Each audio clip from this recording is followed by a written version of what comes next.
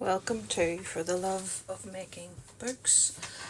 This is episode 4 of the watercolour journal, and we have reinforced the spine already. We have covered this covered spine. I've covered it with linen, we've marked it out, and we're ready now to align the signature. So this is my middle signature actually, because the other two are coffee dyed outsides. This is avocado dyed. So I'm just going to line up the signature same distance top and bottom, and just mark where the holes on this covered spine are. Okay, and then I'm going to invert it, turn it inside out.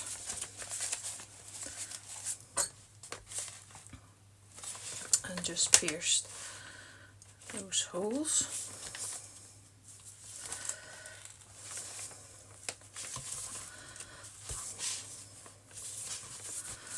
So I'll get my awl in there, and then I just go through like that. Now this is my middle spine, or middle signature, so I'm going to keep it just for a moment.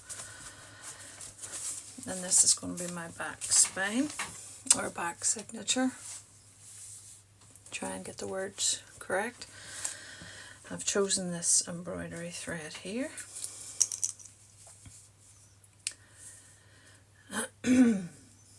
So I'm just going to, that's not big enough a piece, so approximately 3 lengths.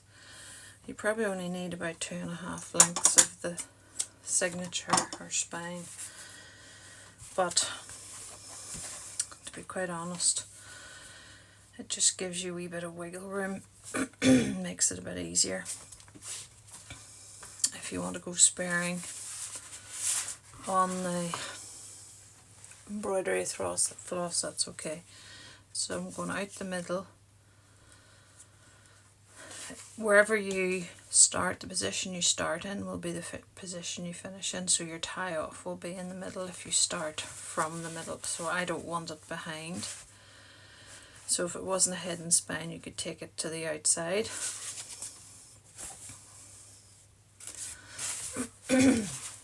And then I come back up through. I could go to the bottom, it doesn't really matter. I might just slip my awl in here just to keep everything lined up. And then, sorry if this angle's bad, and I'm just going to wiggle through these papers. This is actually the first time, I think it's the first time, oh, I nearly lost that, that I've used bound watercolour paper into, oh, turned it around, into a signature, so I'm finding you have to do a lot more wiggling. So out through the middle, back up to the top and back in. Now I'm going out through the bottom, and now it's time to come in through the middle again. So there's the middle. I'm just going to wiggle my way in. Everything is lost its location, so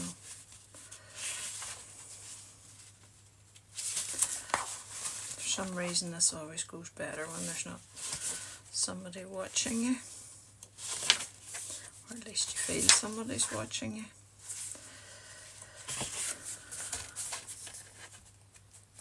So that's me back in. Probably have split the thread slightly, so I'm going to just try and avoid that. The first one is the hardest one, so it just takes a wee minute to wiggle everything. So I have split it, so it's not too hard to separate it. Splitting embroidery thread is very easily done. So you're basically trying to get these two wings snug. And before I tie my second knot, I'm going to check everything's pretty snug.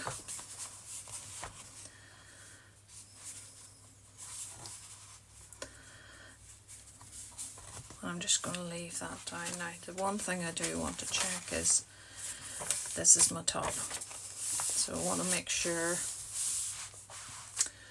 all of my envelopes are facing the right direction. So this is the top here too.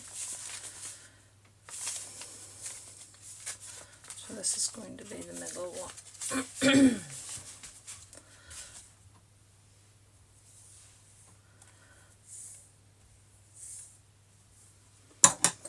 I'm just going to sew in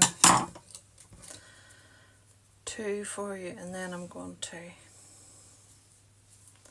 just put a picture of it up. You can see that I have had to make some adjustments here, but that's okay. There was just some little holes, but it's very easy just to... I'm not sure which one of those in there, so that maybe was a bad idea. You can take a tiny wee piece of masking tape and stick that down if that's helpful. Now I had checked my envelope, let's just check, double check, check, check, check. Okay, I'm going to lay it here. So at the top, and just go carefully through each one.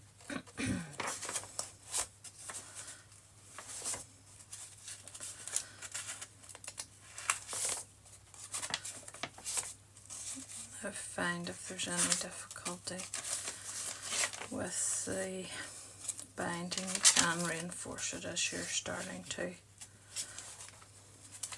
add more things.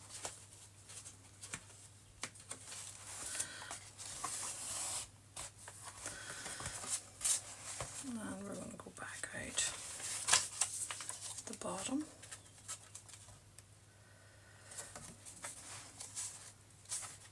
If I could keep my hands steady.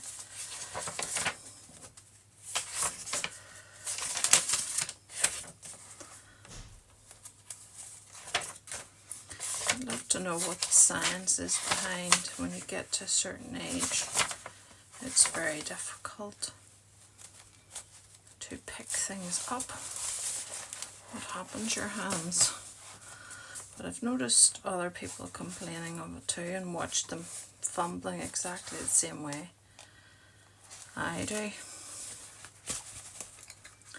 So it'd be nice if this just went through, but you just have to be slow and patient.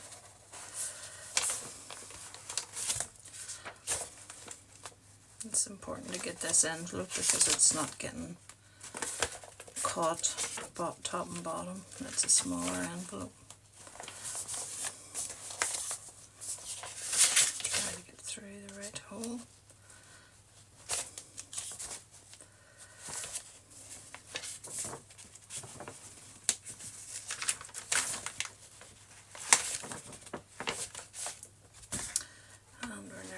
So this is why I'm not going to make you watch me do this.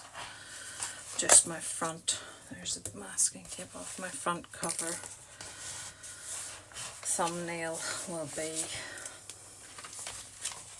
so this is the bottom here, no sorry, this is the top, so let's just check my other signature is the same. Yeah, top, just before we do the final closure. I've done my first knot. Is it taut?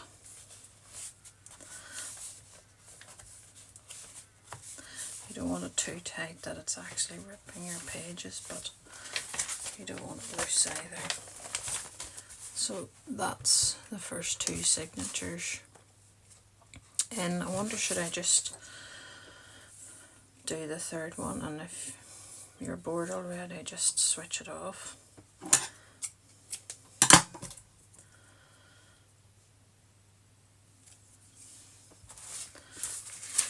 So just check again. It would be better if I actually worked this way, wouldn't it? Instead of, so that's my top. You can see I have a bit of work to do on that. Well, it is a junk journal, but sometimes you think you're selling it on, you want it to be perfect. Try again. Well, not perfect, but presentable, maybe that's a better word. Okay, so we're going now in the final signature. I'm actually, dare I use the ubiquitous word, I'm quite excited that this is my first. I've always thought, no, I'll just stick to single signatures, but I've bitten the bullet and gone for it, and the feel of it, just the feel of all the signatures together. Okay, there might be some reinforcement needed there. Of course, that's what makes a junk journal pretty good fun, isn't it? All the little bits and pieces that you need to add, and then back out through that last hole.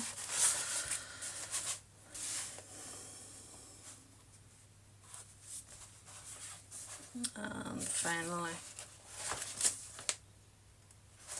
in, and this should be fairly easy, I'd imagine, because everything's already lined up. Oh, that was alright the first time. And if it gets hard to pull, just wiggle the needle out.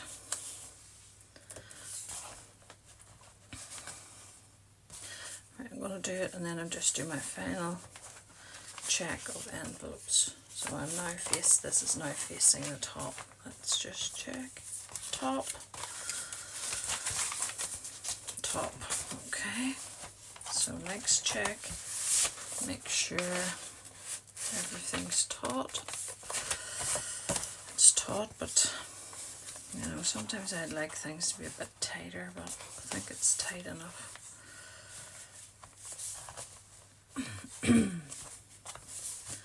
Tire. I do 3 times. It's just the way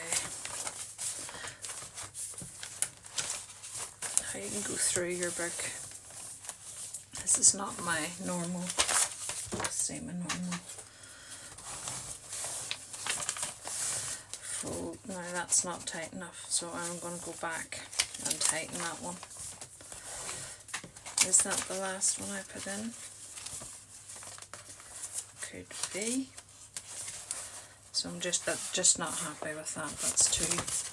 This is tight. So I'm going to go back and fix that. And so it fits in. Better turn it. Imagine the books the right way up. Fit it in. And I'm actually quite happy with this hangout bit. We can always rip off or fold. The next step will be to glue it in. So thank you for watching. It's starting to take shape. I'm getting quite excited about doing some of the little embellishments that I have. I think I've showed you some of these. That's just a clean off sheet when I'm doing watercolour, get rid of some of the pigment. That might even be nice just as a front cover. I've done a separate video on little page trims, and considering the fact that I have room at the top, there would be plenty of room for those. I've got some bigger page trims that can go down the side. I think I've shown most of these little pockets and things. I've done a lot of pages for pockets, extra writing. So it's taking shape. We'll leave it there, and thank you very much for watching.